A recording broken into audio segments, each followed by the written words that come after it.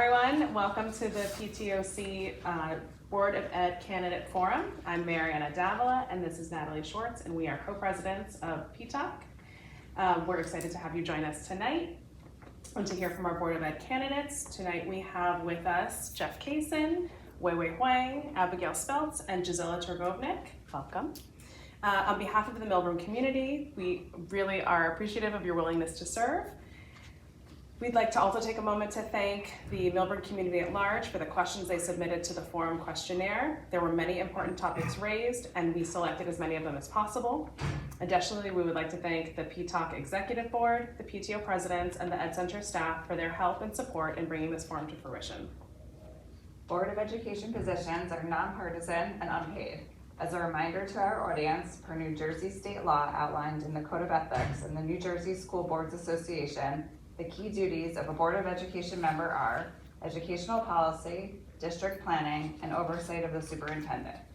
Board of Education members are also represent the public during collective bargaining for contract negotiations and serve as a communications conduit between the community and the school system. Good luck to all of tonight's candidates. We wish you success in your campaign and future service to our district. We will now turn the program over to Mr. John Westfall-Kwong, who will serve as the evening's moderator. John will review the forum rules and present the questions. Thank you, Natalie and Mariana, and welcome to the PTOC Candidate Forum. My name is John Westfall-Kwong, and I'm thrilled to be moderating tonight's event. Before we begin, I'd like to review some housekeeping rules and procedures. First, prior to the forum, names were picked out of a hat to determine the initial answering for tonight's forum. Candidates will rotate their answering for each question so as each to give a candidate an opportunity to answer a question first. Each candidate will have up to 2 minutes to deliver opening statements. Then we will proceed to community questions. For all questions, each candidate will have 90 seconds to answer, with 30 seconds for a follow-up once all candidates have answered. Out of respect for the candidates, no public commentary or interruptions are appropriate or will be permitted. My colleagues in the audience will be running the timers. They will share a paper signal when there are 30 seconds left, again when there are 15 seconds remaining, and then a stop sign when the time is up. Only the 15 second, and the stop sign signals will be used for the follow-up 30 seconds. If the timer rings while the candidate is talking, each candidate might finish their sentence and then must stop speaking. Tonight's speaking order is as follows: Abigail, Gisela, WeiWei, Jeffrey. The candidates have not been given, nor have they seen the questions ahead of this forum. Candidates in front of you are printed copies of the questions that I will be asking. The question sheets are to remain face down in front of you until I instruct you to turn them over. At each question, I will let you know that you may turn over the question, so you may read along as I recite the question. Again, we will rotate who will speak first after each question so that everyone has the opportunity to answer a question first. With that out of the way, Abigail, please provide us with your 2-minute opening statement. Thank you, Mr. Westfall-Kwong, and thank you to the PTOC, my fellow candidates, and the community for being here tonight. A quick disclaimer, I was appointed to the Board of Education, but all statements I make tonight are my own personal thoughts and feelings and should in no way reflect the Board of Education or the district. We moved here about 12 years ago. My girls have gone all the way through the district. I also got a chance to be in a number of leadership positions in the district. So I've been PTO president for South Mountain, Washington School, and the middle school and PTOC. And I was Education Foundation president for 4 years. My girls are currently a sophomore in high school and a junior at American University in DC. So all this combined has really given me a front row seat to all the changes that have happened in the district in the last 10 years, and in particular in the last couple of years. We have made a lot of progress. We have come a really long way, and now we need to build on that momentum to continue to modernize the district and solidify those gains. We want to make sure that every child leaves Millburn well-prepared, confident, and resilient, so that they're going to be competitive in the future and be ready to face future challenges. To do this, the kids need to be in appropriate level classes, they need grading that reflects mastery, and they need strong support for their social and emotional learning. My plan to get us there is first we need to all pull in the same direction. So we need a clear, comprehensive vision and mission. We need to avoid future big disruptions with continuous process improvement rather than jarring changes. We need a positive and supportive culture in which teachers, students, everyone can thrive. And we need to activate our community. We have our biggest resources as the people in this community. Parents, teachers, students, we need to activate them, engage the community, and bring everyone together. Thank you and look forward to chatting tonight. Thank you. Gisela, you are next up. It's hard to come in. I'm not as eloquent as her. I'm sorry. Hi, I'm Gisela Torgovinick. I'm a student at Montclair State University. I'm pursuing my master's in Spanish linguistics. I'm a TA there as well. I'm a math and Spanish tutor. I'm also a mom to 3 great kids. My oldest is in college. She is a junior in Georgetown University. My middle one is a senior at high school, and my youngest is an 8th grader at the middle school. Through their eyes and their experiences, I've been like in a front row to experience their struggle, but also their achievements in our schools. Because of that, I've been like in first row listening, collaborating, and working hard and advocating for kids in our town. My platform focuses on 3 key priorities: accessibility and flexibility in course offerings, modernization in academic pathways, and renewed focus on school pride and students' well-being. To conquer that, we need to start by having like an honest conversation with all the interest parts. Honest conversation is key. It translates in trust and transparency. If elected, I would be the first one to listen to everyone, ask thoughtful questions, and dig deep in data to make things happen. I'm like hands-on, I get things done, and I will be that on the board member if I am elected. Thank you. WeiWei, you're next. First, thanks to PTOC for organizing this forum. Thanks to our audience attending. Thanks for John for moderating the forum. Some background about myself. I'm currently the director of the Bank of America. I've worked in the financial industry for 20 years, including the last 15 years at the NON institution, HSBC and the Bank of America. I got a master's degree in physics from the University of Miami and a master's degree in computational finance from California University. In 2020, after 15 years in New York City, my family moved to Millburn for the same reasons as many others, the exceptional quality of our schools. Our school district has gone through significant changes within a relatively short time period. New administration, new school organization structure, and new key policies. Our school district is in an important transition period with uncertainty, real challenges, and new opportunities. Millburn is a large institution with about 120 million budgets and more than 700 staff. If elected, I will utilize my deep and diverse skill set that I have developed over my decades of professional career at the NON institution to help the district navigate challenges and the changes during this important transition period with transparency and collaboration.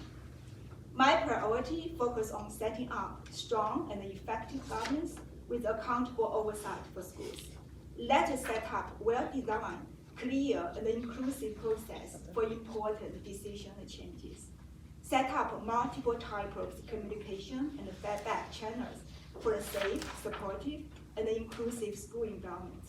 Let us ensure stability and continuity for our school students to maintain the quality of teaching and learning, especially in difficult or challenging time period, by supporting our teachers and by safeguarding essential resources.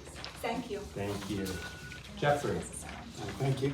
Excuse me. Thank you, and thank you to the PTOC and for your moderating, and to my fellow candidates, who I think you can all see would bring tremendous skill and talent to the table. I think you can see they have fantastic attributes for being on the BOE. My attributes may be a little bit less apparent. I'm an attorney, I'm a deal maker, I don't have a background in education, I have not been a community advocate or as involved in a community for as long as Abigail has in various educational capacities. What I do bring to the table is a view of trying to find solutions that work for everyone. I recognize that people have disparate interests and there are different goals at any given time, and we have to come together as a community to achieve them. I think Abigail stated that properly, that it doesn't help to roll things backwards, but it does help to collaborate to move things forward. And I think we can do that together as a team. So my deal-making background and my background as a mediator, a attorney at Norris McLaughlin. I should also add a disclaimer that was very thoughtful. I don't represent Norris McLaughlin here, I represent my own views, but my background as a deal maker, attorney, I think will help serve the community. I've been serving the community in various capacities. I have been a coach for baseball for eight seasons, fall and spring. I have been a member of the MEF with Abby for 2 years, and I have been primarily running SteamFest, and I have been I served a term on the Millburn Recreation Commission. I've also been the beneficiary of the community's largesse after Ida. The community came together to help us, and so my family feels a special obligation to give back and help everybody else. All right, thank you. And thank you all for your opening statements. Let's begin the community questions portion. As a reminder, for all questions, you will have 90 seconds to answer with 30 seconds for a follow-up. Gisela, you're gonna have the first question this time. And as a reminder, you can all turn over your first page, but also we'll have the question that I'm reading. They're in number order. So question number 1, what is your philosophy on what public school education should be, and how close do you feel Millburn is to that ideal? What would you change to ensure all students benefit from the district schools? Wow. Yeah. You started easy. Okay, so where do I start here? For me, public school is about balance. It's to cater to every single student to their own capacity. To be there for absolutely everyone, to advocate for them when they don't have anyone at home to advocate for them, and to work with the family when they have a strong family too. We need to be able, I don't know what to change per se. What I know, it's like we have a hell of a great school district, and we have great teachers who help achieve that, to achieve the philosophy that I have in mind, that everyone has to have, has to be helped to reach their potential. I don't know what else. Great, thank you. WeiWei? My philosophy on what public school education should be very simple. I think the public school education is a foundation and the backbone of the whole society. Nothing else can be compared with the public situation. It brings up young students and future, generations. So this is my philosophy on the public school education is How close do I feel? I think Millburn is a top performing school. It's a public school. And I think, as I always said, Millburn is a top performing. We have the best teachers. And I think that's why many families, like my families, moved to here. So I think Millburn is top notch. Of course, there are always spaces it can be improved, but it's top notch. And what do you change to ensure? I think we always say that we need the whole village to raise our kids. And my vision very simple. Let's build a better, stronger village. Collaborations among different stakeholders. Better and stronger village to raise our kids. Let our every students feel they are supported, valued, and be built to thrive. Yeah, that's my answer. Thank you. Thank you. Jeffrey?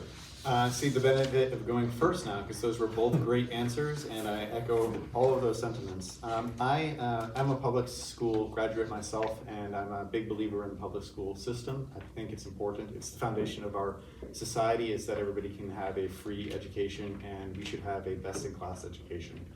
This should be true not just in Millburn, but through all of the country and all of the world. And but what we can control, that's here. And we can, take a better village, make sure we're putting our resources and supporting our schools together.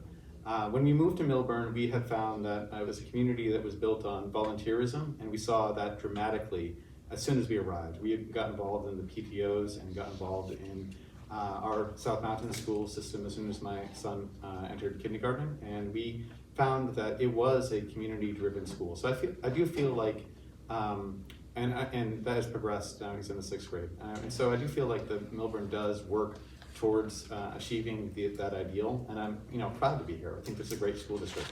Are there things to be improved? I do think the answer to that is yes. I feel like volunteerism has been on the decline, and it'd be great if the people who are, everyone's in this room is an active stakeholder, and the people who are listening at home, we hope you become active stakeholders and participate. The more we participate, the more it will get better for all of us. And so there are things to improve.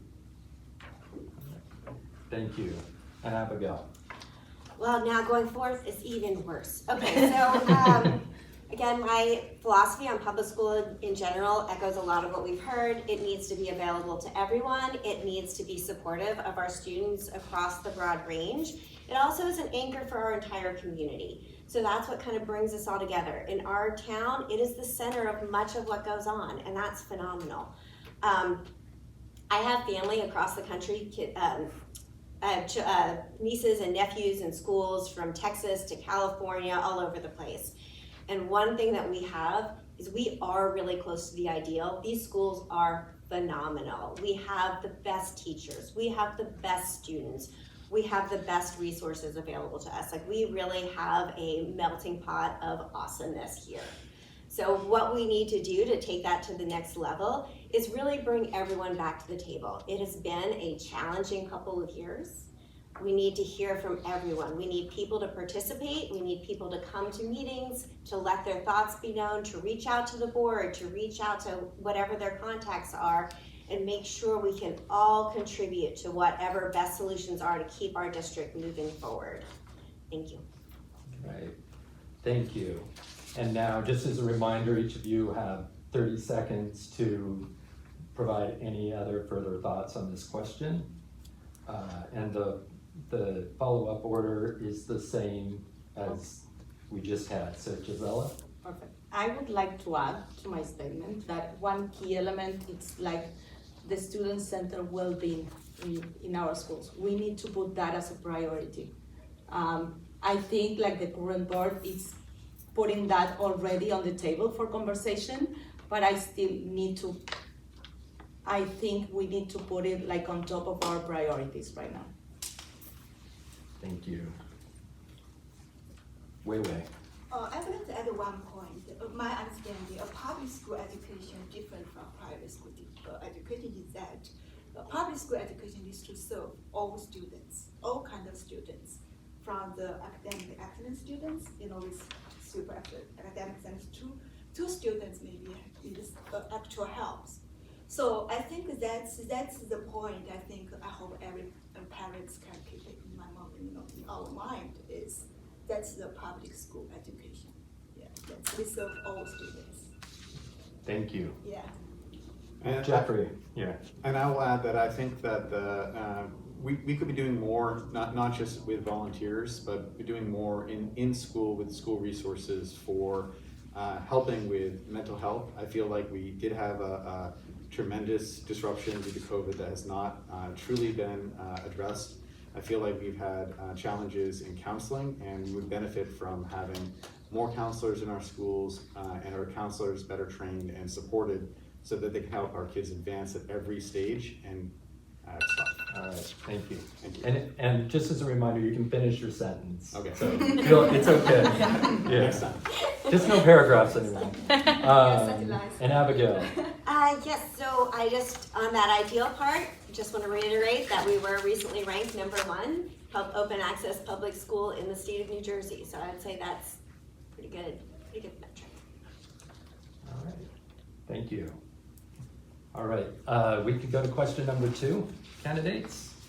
WeiWei, you are going to be first for an answer on this one. In your view, what has been your biggest contribution to the district so far? Yeah, I think that's also my key campaign platforms. And from my understanding, our school district is a lot of changes. Majority administration change, school structure change, and also key policy change. We need to recognize there is always real challenges for such kind of fundamental structure changes within relatively short time periods. Trust, moral, and cultural tensions, and communication breakdown, resources limitation. So I hope, I view the Millburn as a large institution. So I hope my background, educational background, also professional background in the large institution, and I have developed some, a deep and a device skill set that I do believe that I can effectively make meaningful, contributions to the Millburn district. That's help to set up like maybe stronger and better governance and oversight.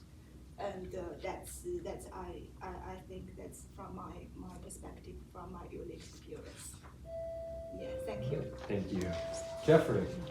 So the question is, what has been my biggest contribution to the district so far, which is not an easy question because I don't think I did anything alone. Everything I've done has been in team or in concert with somebody else. I've co-organized STEAM Fest for the last 2 years. I did that with the MEF and with my co-chair Romina, and as well as dozens of other volunteers. Some of them are in this room.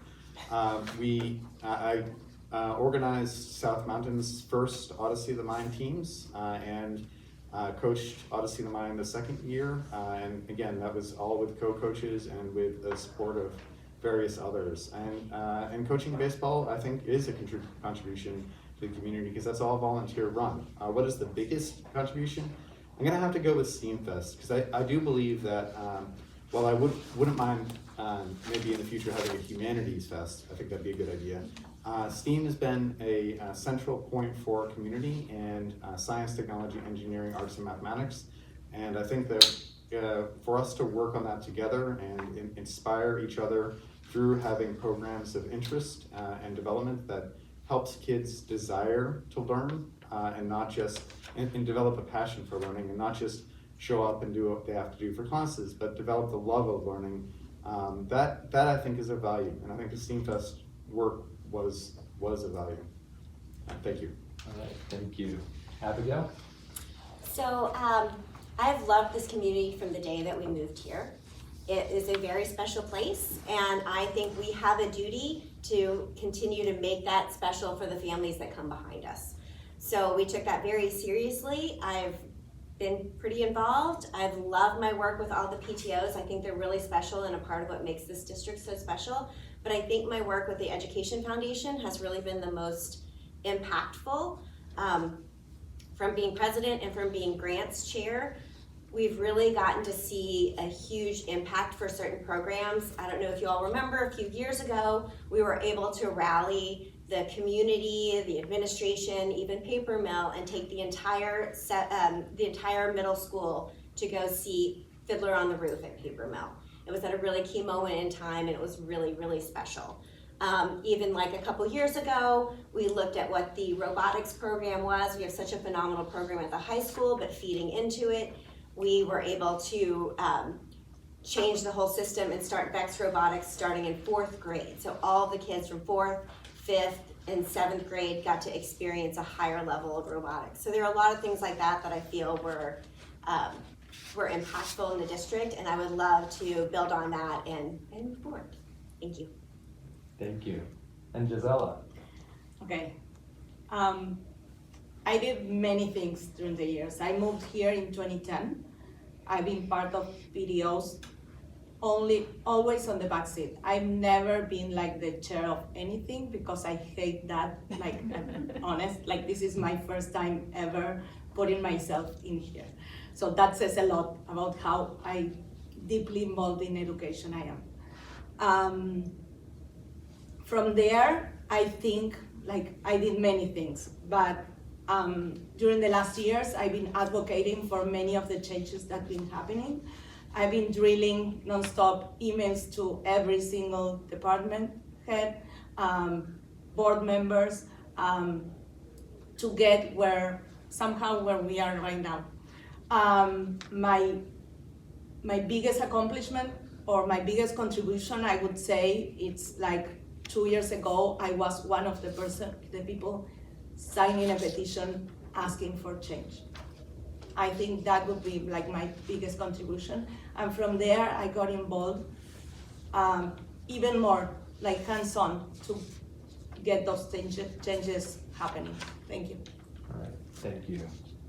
And then time for 30-second follow-up. Anything to add? WeiWei? Yeah, sorry, I think I answered the question too quick. Actually, the biggest contribution to the yeah, I think I just want to make one point. I think every parents, every resident in Millburn has made, I would say, equal contribution to our community, to our schools. Parents, we may have, different person may have a different personality, different work-life balance, but I do believe we have a contributed equal.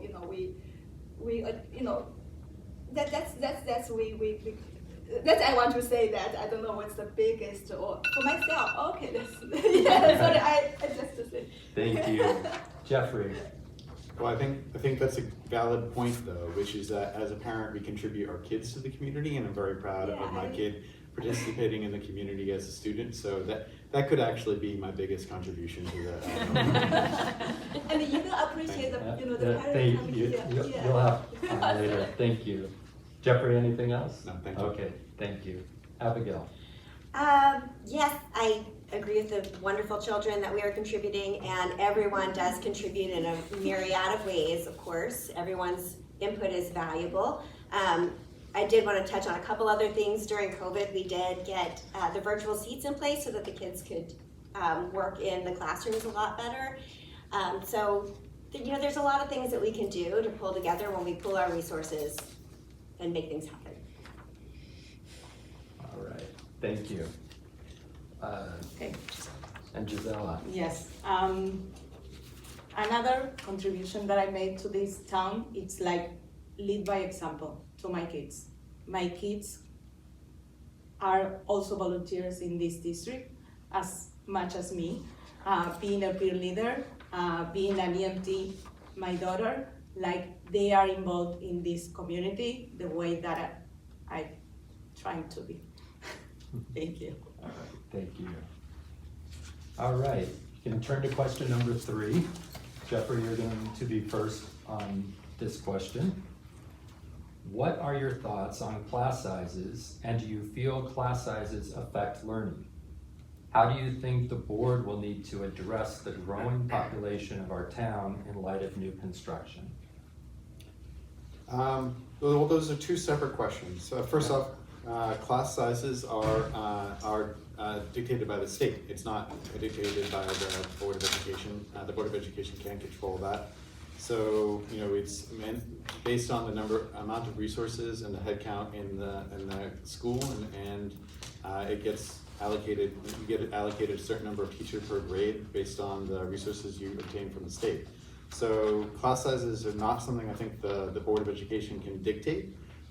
Do I feel lower class sizes are better? Yeah, and, you know, there's a lot of literature out there about the more one-to-one time or small group time a teacher has with a student, the better the student has an opportunity to learn from that teacher. So smaller class sizes are better.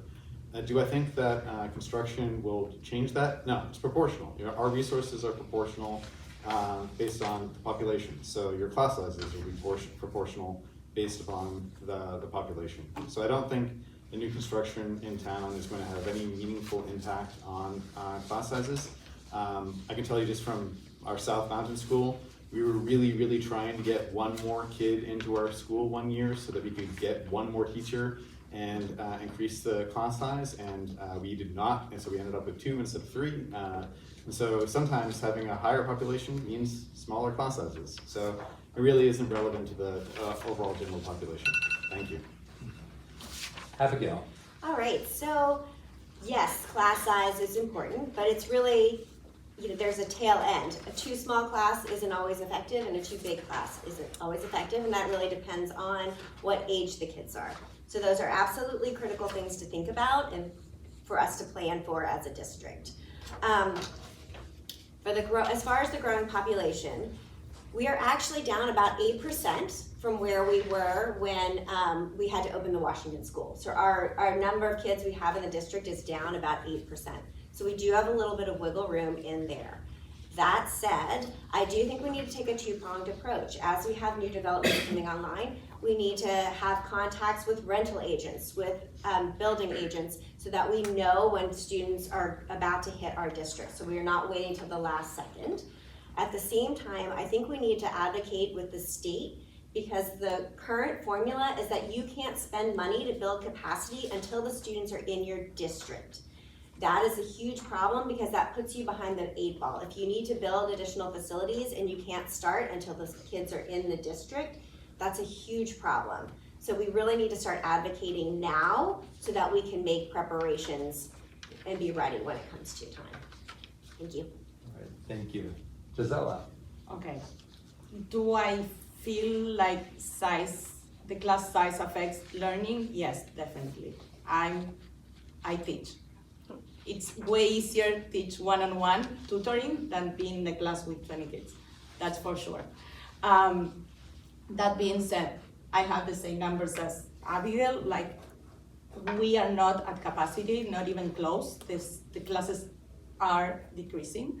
But that's maybe not the case in the next year, 2 years. So for that, we need accurate, projections. We need to get people involved. We need to have data on how this is gonna affect us before we define anything in that regard. That's it. All right, thank you. WeiWei. Thanks.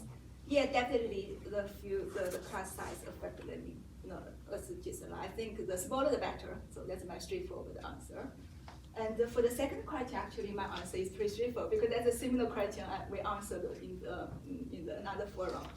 I understand that this question is about the township and the school district budgeting. We must safeguard and expand the sufficient resources for our schools, not only now, but more importantly, for long-term horizon.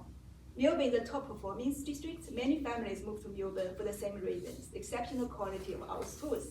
Local townships rely on property tax as a primary revenue source. The dependency link the state of the local housing market to the stability of local government finance. Both township and the school budget draw from the same taxpayers. Responsibility and accountability are essential. If elected, my approach is we need to, effective communication and close collaboration with township, not only focus on what's needed, what's happening now, but also strategic planning for potential impacts for the future because of the overdevelopment. And this decision of the township can have a material impact on the school due to the new housing development. So I think the BOE definitely needs to closely collaborate with township and not only the budget, not only focus on now, but also potential long-term horizons, potential impact to our school town, to our schools. So that's my approach. Thank you. Thank you. Any follow-up, Jeffrey? Yeah, I think first off, I would like to just say Abby's point was spot on in terms of the population being down off of peak capacity, which means we have room to give. This is not just true because the number of students in the town are down, but also the number of students have gone to private schools. And so we have room to take on more and help more kids have a best-in-class education in Millburn, and I don't see that as a problem. So thank you. Thank you. Abigail? Yeah, I think the whole idea of collaborating and pulling all our resources to make sure we have our schools and students in the best spot is really what we need to do.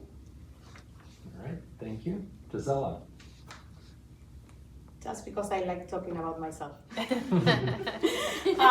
Just a quick thing. When we came back from Argentina, my son entered 4th grade. He went to private school. We decided that was the best option for him. And he went to a really small school with a small class. That was great for him for a year. After that, he felt that he didn't have enough options and enough friends. And we ended up starting 6th grade, going back to Millburn. Thank you. WeiWei? Oh yeah, I just want to emphasize the closely collaboration relationship between Board of Education and the township in terms of these particular questions. Open and honest communication, timely, frequent communication, and get voice heard, get concerns, timely, especially to the communities. So I think that's very important. All right, thank you. We're ready for question number 4. You can put that curtain on. I'm going to read it very All right. And Abigail, you're going to be first on this question. What is the most important thing that PTOs do for our schools, and how do you view the role that the PTOs play in each of our schools? I love this question. I feel like the PTOs are really the heartbeat of our schools. They're what brings together the families, the teachers, the administration in these close little communities and really provide all of the extras that make our kids' experience so special, from providing fundraisers with lunches in the elementary school, to in the middle school providing cultural arts programs, in the high school super active doing a lot of boosters and everything else. They really are the lifeblood of the community, and they are so reflective of what an incredible community we have, where we have so many people donating their time, their money, their energy to make our kids' experience phenomenal. It's just so special. It really is special. They're great at bringing together resources when there's a need. Several of the elementary schools have recently needed to redo their playgrounds. The PTOs did fundraising, they pulled together resources and made it happen, and now we have some incredible play spaces for our elementary school kids. It's one of my favorite things, as you might notice. Right. Thank you. Gisela. Okay, I would say Strawberry Festival. But no, clearly, they work tirelessly. I'm amazed. I've always been a helper to the PTO. I've never been on the PTO. I would be running around filling in for them in Carson, in middle school, right now in high school. I should be doing more, I'm sorry. But I think they are working tirelessly for nothing, getting all the yells from the other parents maybe, to get things done. And that's what I like about people in general, people who get things done. And that's the PTO for us. They have the playgrounds right now, but they have many other things that we take for granted in our schools. Thank you. Thank you. WeiWei. Yeah, from my understanding, the most important thing that the PTOs can do for our schools, I think the PTOs can be and should be a very unique, very valuable communication channel And this channel can connect the parents, teachers, school administrators together. That's my understanding. This is the most important thing for PTOs, a valuable communication channel and connects the different stakeholders together. And that's my understanding. How do you view the PTO in each of our schools?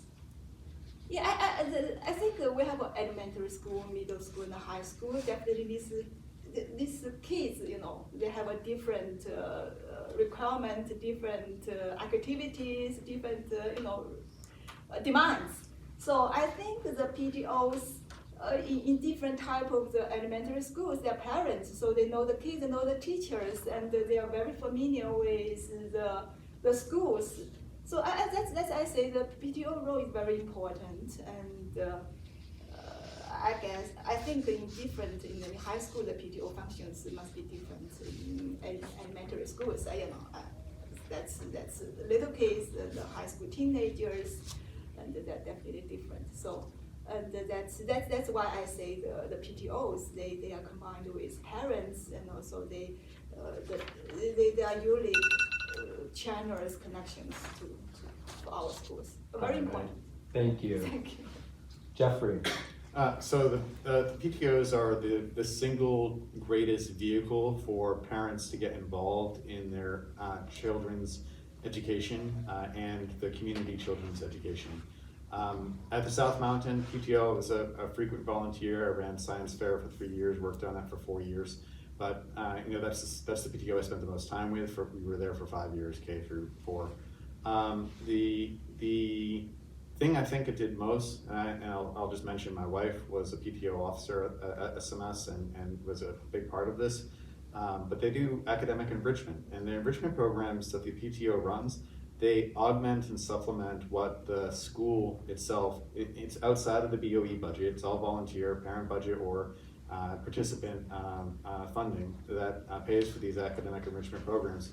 And they honestly are the largest enhancements that can be done in our schools that are, it's completely out of the BOE, completely out of the curriculum from New Jersey, but is an enhancement from our community, from Millburn community. So if parents got more involved and participated more in these academic enrichment programs, it can only improve the success of their students and the students around them. How do I view the PTO's role in the schools? I view it as critical. I mean, and honestly, I would like to see more at the higher levels. I'll stop there. Thank you. Thank you. Follow-up comments, Abigail? Just one quick thing. I know a lot of times when we talk about PTOs, we talk about like the executive boards and things, but honestly the PTO is every single parent and sometimes grandparents and other caregivers who get involved. At South Mountain, when we would do lunch service, we always had grandparents, parents, every single role, every single person that's a part of it is important. It really is, and it wouldn't function without all of them. Thank you. Gisela? I don't know what to add. Like, just be grateful that we have you, all the PTOs. They were really helpful for me when I moved here, when I had a kindergartner and I barely spoke the language. They really helped me. That's it. Thank you. WeiWei. Yeah, I just want to add one point, and as I said, PTO are very important, very good communication channels. I would want to say that, especially now, we know our school district has in the critical transition time period, lots of changes. I truly hope the PTOs can play a bigger roles and to try to help the school district, to get better, to go through these changes and talk to teachers, talk to parents and reflect whatever suggestions and concerns to Board of Education. Yeah, that's one. Thank you. And Jeffrey? I'll add that I think PTOs play an important institutional memory role as well, and this was apparent for the science fair at South Mountain School, which is actually the only elementary school that has a science fair. We should have science fairs at all the schools. But I had a platform. I didn't run it from scratch. I had a template that somebody else had put together before me, and I learned from it, and then just followed the template to make make it effective, and I did that year after year. It was a little mixed because of COVID, but we got it done. Great, thank you. All right, time for question number 5. And Gisela, you're going to be first on this question. Okay. Two-parter. There seems to be so much focus on academic success and college acceptance in town that the holistic development of our students is not always top of mind. What are your views on supporting the education of the whole child, i.e. social, emotional development, and mental health well-being? Second part of the question, how would you work toward achieving this? Can I have an extra minute? Okay. This is what moved me to be here, sitting here. I've been advocating for a holistic approach on the education of our kids. It doesn't matter which level, which class they are taking, if they are anxious, if they are nervous, if they have 4 tests on a day, that doesn't help. That's not gonna stick on them. They might be 4 A's, but it doesn't help them in the long run. That doesn't teach them resilience. That's not helpful for them, for the families, for the teachers. That being said, we are moving in the right direction. Middle school, for instance, had a bright side, I'm sorry I missed the name, 1 test this week, standardized focusing on how well the kids are doing, asking specific questions. How are you feeling? What keeps you awake at night? Things like that. I think we are moving in the right direction, and I was amazed to learn that from my son this week, and hopefully we continue. Thank you. WeiWei. Yeah, this is a very good question.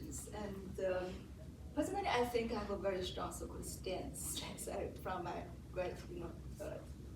academic studies.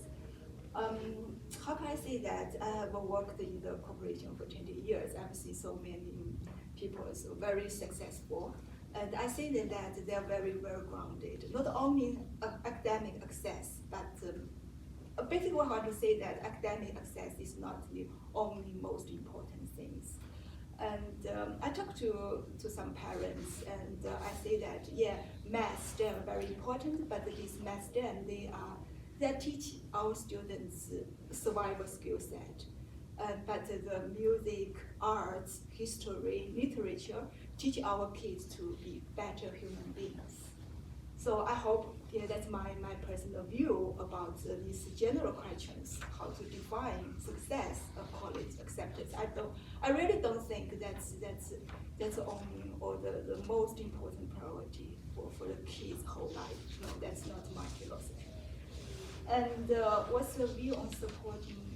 Yeah, I would like to discuss the mental health. That's very important, especially for teenagers. They have a social stress. Yeah, that's basically we need a collaboration. Educators, administrators, parents, also the communities, to set up a safety net. In terms of the mental health, that's very important. Yeah, Thank you. Jeffrey. Yeah, this is definitely a half-hour question. Hey, sorry. 90 seconds. I believe that you cannot have academic success without holistic development. You have to focus on the development and well-being of the child, K through 12, in order to have them succeed and get into colleges. Otherwise, if you just go by raw numbers, you're not producing a responsible adult. You're not producing a member of the community that will be successful in the long run, and resiliency. Someone used that, and I think that's incredibly important. Look, you can go on my website and see that a core part of my platform has been on mental health. How would I work towards that? I do believe that and I think we do have a new good head of counselors, but I think that counselor needs more resources, and we need more counselors per student as a ratio. And I do think the DOE can influence that. And so I think that the Board of Education should be investing more resources into helping kids K through 12 develop the skills to succeed in life beyond just academic achievement. That academic achievement will flow from that. And I think we'll have more success, more successful kids, more successful college applications if we teach kids how to handle the daily challenges in life and work together collaboratively and with critical thinking so they can succeed together. Thank you. Abigail. All right, so this is a very sensitive, and I think I could do 90 minutes versus 90 seconds on this particular topic. It's very close to my heart.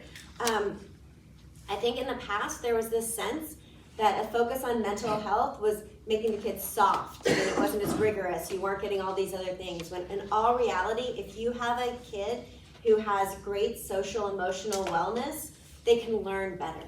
They can be more successful. They can absorb more information. They can, roll it around, think about it, and pull it back. So it really is so impactful to have the kids have all of those resources together. As Jeff said, I do think we are moving in the right direction with the new head of guidance. Catherine Alvarez is been amazing. She has a lot of fresh, great ideas. The guidance counselors in the elementary school were a huge step forward, and it's really important to kind of over-resource that department right now and make sure they have everything that they need, from professional development to professional development for teachers on these subjects as well, since they're kind of our frontline workers, and bring it all together so that our kids have everything at their disposal to make them strong, to make them resilient, to make them confident, because that's every bit as important as the math facts that they're learning on the side. Thank you. All right, thank you. Gisela, follow-up comments? I think we are in the right direction, as I said before. Another thing is we have counselors for the first time in elementary, which is great. Miss Alvarez is fantastic. I had meetings with her, she's amazing. We need to, as a holistic approach, we need to start reducing stress, starting in middle school for sure. I haven't been in elementary in a long time, or Washington. That's it. Thank you. WeiWei. Yeah, I just want to add one point. We always say each kid is unique. So that's one sentence I would like to add with the questions. Remember, each kid is unique. We love them. That's all.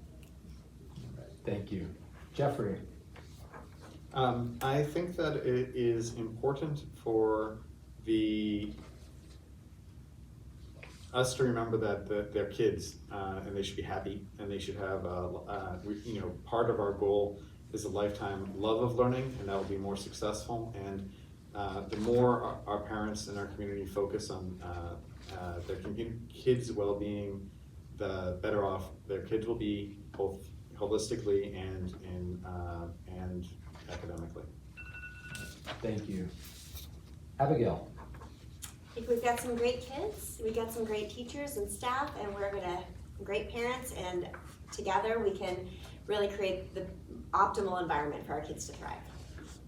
All right, thank you. Time for question number 6. And WeiWei, you're going to be first for this question. New Jersey State has mandated climate education to be integrated into schools. What steps should the board take to create a sustainability plan for Millburn? Oh, this is climate education. So I think my understanding, the board could take the following steps. The first is the setting resources. That's important. Identify resources that can help our teachers, our schools to instrument this climate education. Is the number one.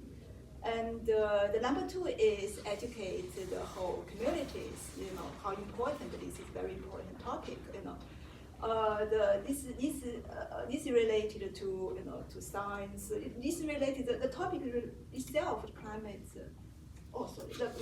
the climate, that's basically like the cultures, especially during these transition time periods, need to find set up communication channels about what kind of the these educations means, what's the goals, what's the gaps, what's the approaches. That's I think the resources and approaches.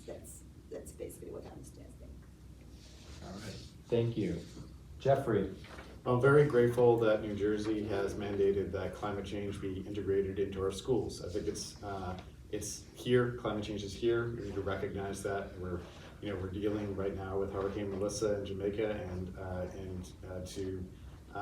as a victim of a flood a few years ago, remnants of Hurricane Ida, I can just say that it is not fun if your home or property or livelihood is disrupted by climate change. So it should be integrated into schools at all levels. I would like to say we would begin by leading by example. Now, I actually don't know to what extent the board has any authority or control over this, but I note that our schools don't have solar panels on the roof. It seems like a very easy thing to do, and it would actually generate lower costs for our community in the long run if we did have solar panels on our roof. Is that township committee? Is that BOE? I don't know. That's something we could explore together collaboratively.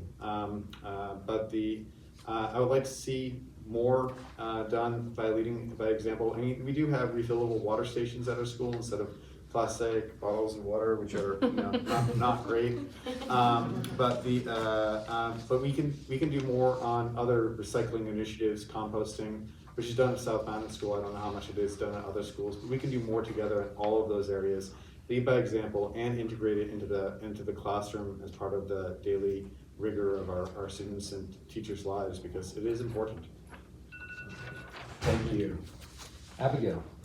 Thank you. So I too am glad that this has been incorporated into the schools. I think we are incredibly fortunate. We have a very passionate green team and environmental commission who's worked very hard with the schools to do things like the composting, there's rainfall barrels, there's refillable water stations. There are a lot of things that have already happened thanks to the initiative of these people. To me, what we need to do is build on that. So we need people to help us. We need people to come on board and to make these things happen. Resources are limited, and when you have a choice between a teacher in a classroom versus paying for composting or something else like that, it's a hard decision. It's a really hard decision. But again, as we talked about many times, we have an incredible community with a lot of resources, and we can definitely bring them to bear on this and have them help us make this a doable program. It's incredibly important. I compost myself. We love this kind of thing, and it's going to be the future for our kids. All right, thank you. Gisela? Okay, so this is one of the many things that we can create programs, starting from K to 12, like creating traditions. I'm thinking out of the box. I didn't think this was going to be a question, but starting in K, making them one specific program, for every year for kindergartners to collect bottles, for elementary to run competitions between elementaries to who does something, I don't know what, I'm sorry. In middle school, elevate the target and so on, and in high school, including in the battle of the classes, something related to this, why not? We have one class in 9th grade, it's geoscience. We can incorporate a unit or two about sustainability. And we, as a seniors, maybe they can have a project, a specific project related to what are they living in high school regarding that in this. All right. Thank you. WeiWei, any follow-up? Just one point. We always say sustainable plan. Sustainable, that means my understanding is from the board perspective, that means sustainable money. Budget. Okay, so I think that's the most important first step and for this mandate. Yeah, thank you. All right, thank you. Jeffrey? Yeah, I'll just say that Gisela reminded me that at STEAM Fest, we did have an environmental competition the last 2 years. I would say if that continues as part of STEAM Fest this year, please encourage your kids to get involved. At Science Fair, a lot of the kids at the Science Fairs did focus on projects that were for sustainability. They were focused on these things themselves. The kids are interested in this. So to encourage that at the teacher level and the administration level, I think is a great goal for the DOE. Thank you. Abigail. Just to kind of wrap up my previous point when I was talking about the volunteers, but what the board can do is to help prioritize and to help ensure that what we're doing isn't actually causing more damage. Like you may create something, but then it causes a longer car line, which means more emissions. So it really is, the board's role in this would be to kind of look at the holistic picture and kind of see where our efforts would have the best impact. Thank you. Gisela. Just to add that all my ideas that I just proposed, they don't have anything to do with money. Nothing. That's it. Thank you. All right, time for question number 7. We can turn them over for question number 7. Jeffrey, you're going to answer first for this question. Another two-parter. The high school has seen significant changes over the last few years. What do you think of these changes, and what changes do you think are still needed? Then the second part of the question, also, do you see private school enrollment as a commentary on the Millburn school experience? And if so, what can we learn from it? So I don't have a kid in high school, and I haven't had a kid go through the high school system yet, so this is an outsider's perspective. Maybe it's easier for me to focus on the second part of the question first, which is private school enrollment as a commentary on Millburn school experience and what can we learn from it. My answer is no. I don't see private school enrollment as a commentary on the Millburn school experience. WeiWei properly pointed out, each child is unique, and so what every family decides for themselves, whether they choose private school or public school, it's a personal choice, and I respect that. And I don't view that as a commentary on our wonderful Millburn schools. As to the changes over the last few years at the high school, I don't know. I wish I had a more robust opinion on that. Maybe if this is more specific to specific changes, I could opine on it, but I would say that our high school is very highly ranked. The programs at the school are it's something we aspire to. We have a kid in middle school. We're looking forward to him attending the high school. I've seen a lot of high school kids in the STEAM Fest program tell me about their love of the high school. So as to the changes, I can't tell you whether they're successful, failure, or what changes still needed. Maybe I could have answered if I had focused on that first, but then I ran out of time, so thank you. 30 seconds in a while. Abigail. All right, this is another 90-minute one. Okay, so my older daughter went through the old system, basically before any changes were made, and my younger daughter is on year 2 of some pretty substantial changes. So it's just anecdotal from them and their friends, but the changes have been immense. Like, I cannot describe the difference of having my older daughter, who I basically had to push out of the car crying every morning because she was worried about a life-altering test that she was worried if she didn't get an A would be an awful impact, versus my sophomore, who is excited to go to school, has had new opportunities presented to her, and has gotten a lot more opportunity. And it really makes her feel better about herself, and she feels like she calls herself an academic weapon sometimes, but don't tell her I told you that. So there's still plenty of work to be done. There are a lot of refinements. A lot of the changes that have been made are kind of Band-Aids, and they need to be fixed. We need to figure out the best way to really make them effective long term. So there's plenty more to come.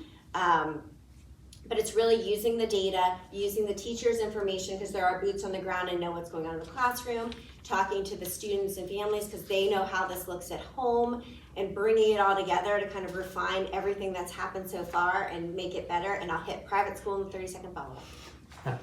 Thank you. Gisela. Okay, so the changes that happened in the last 2 years have been amazing. having a senior in high school, I can tell you, like from sophomore to junior, it was a rebirth. She went to school happy, she learned so much. She created like a different connection with the teachers. She was like encouraged to go to office hours, sit with them, review tests, and everything in between. There's many things to still have to be done, but I'm really happy with the changes. About the middle school,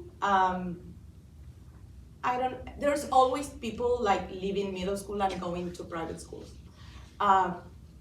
That's like statistically, it's been like that. We had a peak last 2 years ago. It went down already. I think it's anecdotal. There's nothing to say about that. All right, thank you. WeiWei. Yeah, I would like to say something about change. From the perspective of change management, change in the world is not static, not an isolated word. The change is evolving, it's dynamic. From the change management, basically it had 4 phases. The first one, identify issue. The second is identify solution. The third, implementation. The fourth, monitoring. So for many changes, I have to say, we're already in the fourth, but also very important critical time periods, monitoring. I think from the board, also school administration, they need two things need to do. The first is need to connect as valuable as complete data, and so to assess the impact of change. And also need to set up a set of the tangible measures to measure these changes. And also need to closely collaborate with teachers, with parents, to get their feedback about these changes. Change is not static. It's not static. You cannot say it's good or it's bad. It's always a dynamic, evolving process. So that's my view on the changes. Do we see school? Yeah, I think this is a fact. I think since the summer of 2024, the data showed that the transfer to private school enrollment increase, actually noticeable increase. That's kind of say that we still have a lot of spaces to improve. Thank you. And we have 30 time for follow-up next, 30 seconds. Jeffrey first. So I'll just focus on the part that what changes you think are still needed. I think WeiWei has it right. It's not static. We always need to look iteratively and find ways to improve. And this occurs at the high school and at all levels. I think the critical component is making sure that we retain institutional memory. We build on what's successful, and we learn from where our challenges are. And just make sure that we implement things in a way that doesn't have an unintended consequence and doesn't create problems for people down the road that they have to clean up. All right, thank you. Abigail. So just wrapping that up, this is the part where what I talked about earlier with the continuous process improvement. So it's the cycle of looking at what you've done, evaluate it, make adjustments, re-implement, and just continuing to do that. So it won't be disruptive. We can continue to make things better for the kids. As far as private schools, we are making a difference. It is historically something that's always happened in town, but we would like to keep as many of these kids as we can. All right, thank you. Gisela. Okay, about the changes, a really good change that happened was the new structure with the new supervisors in place that brought connectivity and communication between schools, something that was missing before. The connection between middle school and high school is still a work in progress, but with these key positions in place, I'm hopeful that that's going to be fixed. Thank you. All right, thank you. WeiWei. I think we still need to set up a well-designed, regarding the change, well-designed, clear, and inclusive process for important decisions and changes. We need to still set up a multiple, type of communication and feedback channels for any changes. So I think that's definitely we need to improve in these 2 areas regarding to changes. Yes, thanks. Thank you. Okay, candidates, question 8, our final community question. And Abigail, you're going to have the first answer for this one. Fantastic. Okay. Yeah, I'll read it out loud real quick, sorry. You guys have seen Got it, too the public excited. hasn't, I know, sorry. In the last decade, what board policies or decisions do you find most productive, and what policies or changes would you like to see in the future? These are seriously all 90 minutes. Anyone who wants to follow up afterwards, who has 90 minutes, I would love to go through this. So in the last decade, there have been so many changes, from getting rid of auditorium time at the middle school, air conditioning in the elementary schools. But I think one of the biggest things is actually block scheduling in the high school and in the middle school. When my older daughter went through, she went through the old like 8 classes a day, bang, bang, bang, bang, bang through your day. Every class had homework every night, and it was always a balance of trying to figure out where you were fitting everything in. With the rotate and drop in the middle school and the block scheduling in the high school, it gives the kids the ability to kind of spread things out a little bit. In the classroom, it gives them more time. Any kid with ADHD or any kind of processing disorder, there is so much benefit to having a longer class period where you can actually get in and get into the material and have a discussion and think about it, versus just by the time you get in and get settled, it's almost time to pack back up again. So all of those changes, I think, have created a less stressful and a much more productive environment and better social emotional learning opportunity for our kids. So I think that is probably what I would say is the most productive, and I will follow up on the follow-up. Thank you. Gisela? Okay. For me, the most productive change in policies was the open access, to review, to give kids the opportunity to challenge themselves, to take higher level classes. I think that's amazing. That came in hand with all many other changes that happened in the high school in the last 2 years, but to let them try, that came in hand also with the idea they could go back to their previous level if they felt that they weren't ready. So they gave them the chance to try new things, challenge themselves, fail, and see, okay, maybe I'm not ready for this, let's go back. I think that's the biggest challenge, the biggest change and most productive one.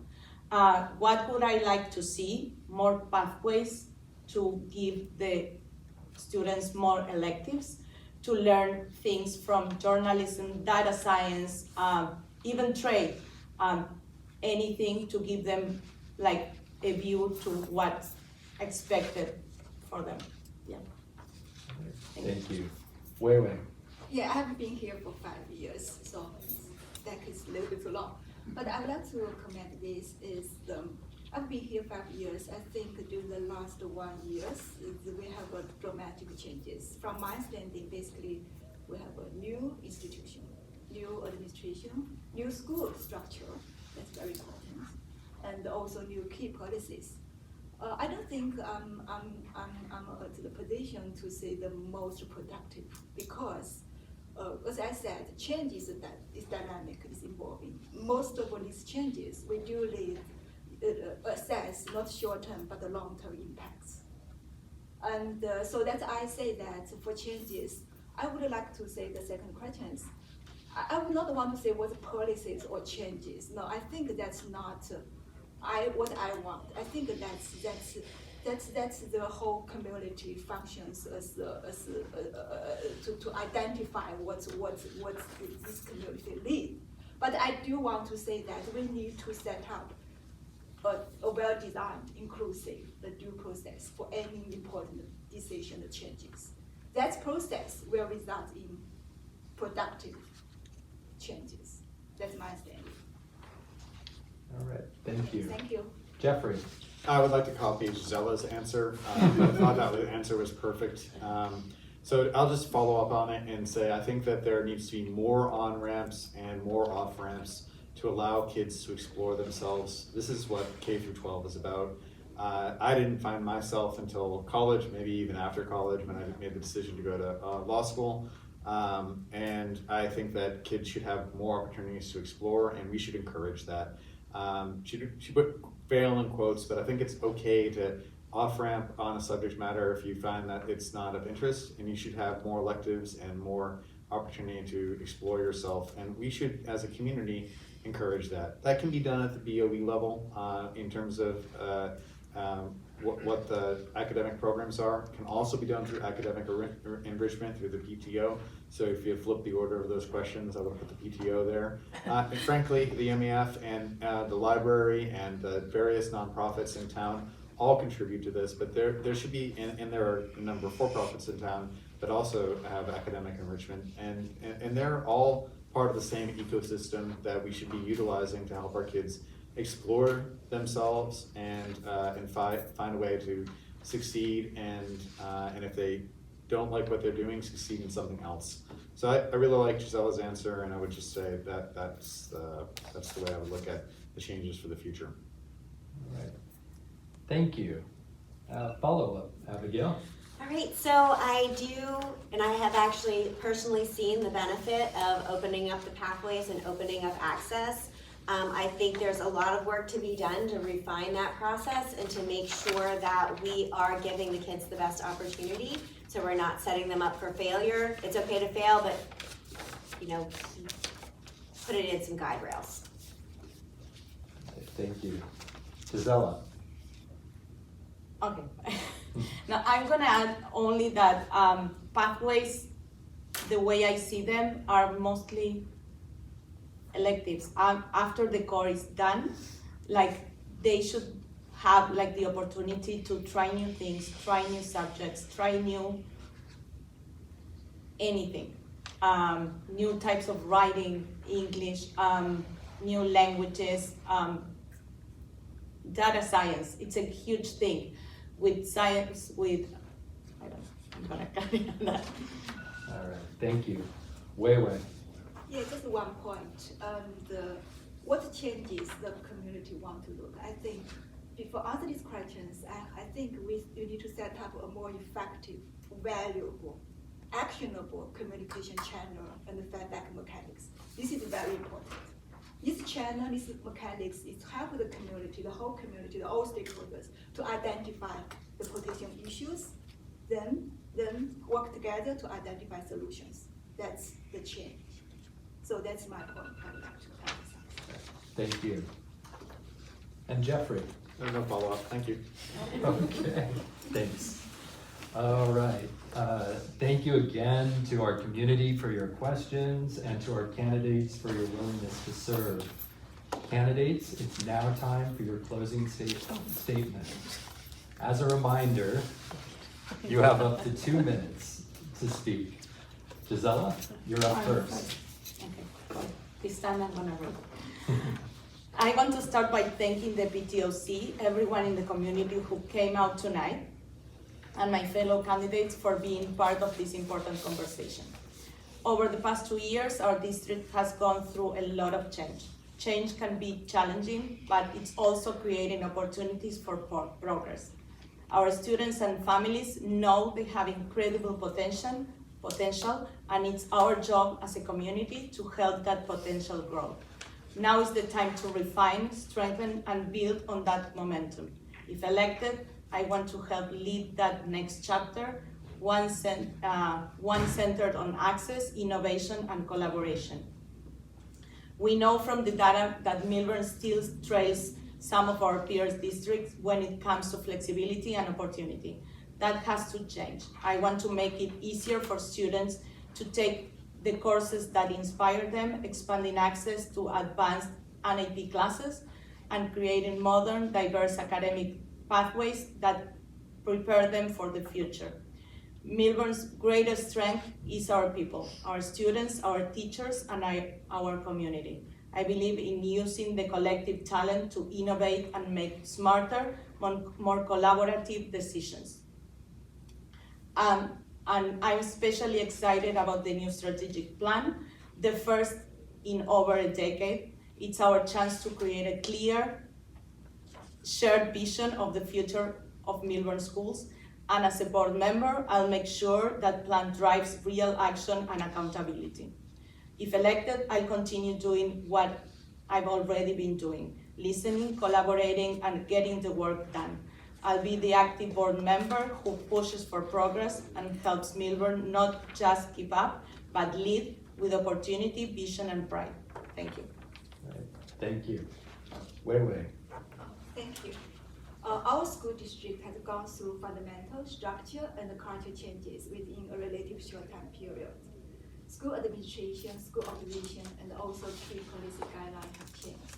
Our school district is in an important transition period with lots of uncertainty, real challenges, and also some true new opportunities. If elected, I will work to help the district navigate changes and challenges during this transition time period with transparency, collaboration, and a steady commitment to maintain the quality of education that draws families to Millburn while embracing new opportunities to make our schools even stronger. My priorities focus on setting up strong and effective governance with accountable oversight for our schools, transparency, accountability, and communication. My strong educational and professional background and the device skill set will help me make meaningful contribution and effective serve school, district, our community. We always say it takes a village to raise a kid. Now together, let us build a stronger and a better village for all of our kids. Be proud of our schools, appreciate our teachers, protect our tradition of excellence, embrace new opportunities to make our schools even stronger and to prepare our students even better for the rapidly evolving world. Let's build trust together for our schools, our teachers, and our students. Thank you. Thank you. Jeffrey.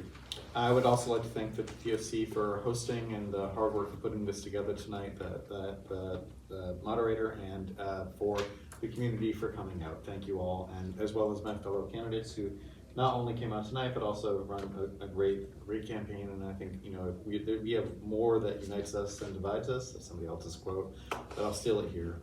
Look, I view the PTO. Any PTO member is one of 9. It's one of service. It is an unpaid position, and I said PTO, but I meant to say BOE. It is one of service. It is one of collaboration. You can't do anything unless you build a consensus within the BOE, and so we have to work together both as a community and on the board. However people choose to get involved in supporting our schools and the service, we should be looking at it with that mindset. We're not going to agree on everything. That'd be really kind of crazy if we did, right?